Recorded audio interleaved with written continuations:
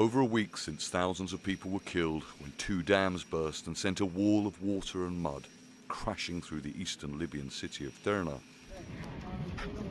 The search for bodies goes on.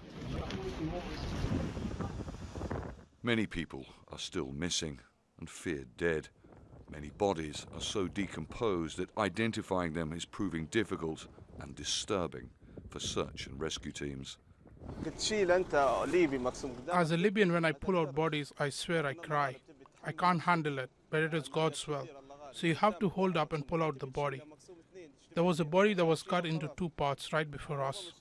There is nothing to do but to pull out the bodies. What can you do? With so many people unaccounted for and so many presumed dead, the threat of disease increases by the day. The Minister has launched a campaign to give vaccines for all the categories, in cooperation with the National Centre for Disease Control and the Red Crescent. Some survivors have returned to what remains of their homes and are overcome with grief. We found dead bodies of neighbours, friends and loved ones. I cannot explain it.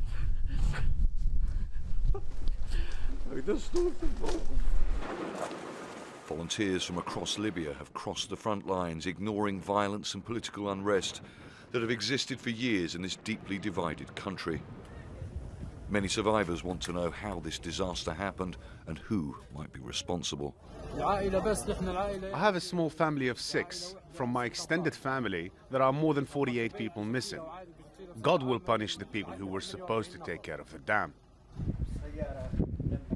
The UN says that more than 40,000 people have been forced to flee their homes. It was just like a dream that we can't comprehend, says this man. We just can't comprehend it yet. Help from abroad continues to arrive, but so far, say international and Libyan officials, it's just not enough. Charles Stratford, Al Jazeera. Tamara Samadi is in Derna with the latest. What we see here is very difficult and very painful. More about this tragedy that hit Derna is being revealed every day, especially in the Al-Wadi region and in the Al-Sahaba neighborhoods. These areas are completely destroyed. The wounded and families of the dead and injured are describing terrifying experiences.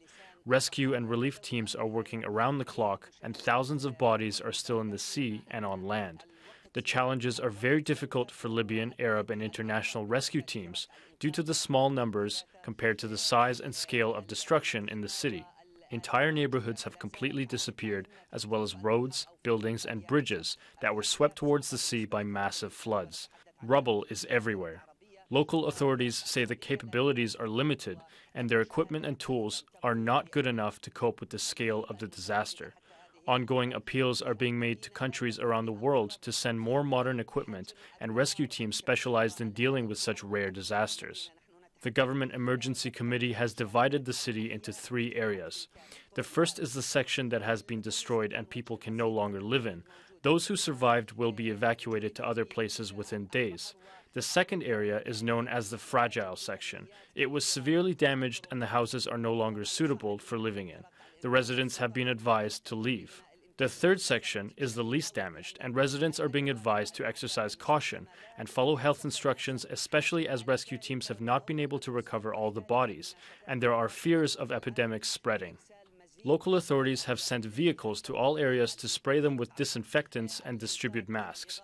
Residents have been warned not to use groundwater and water from wells through fear that they may be contaminated.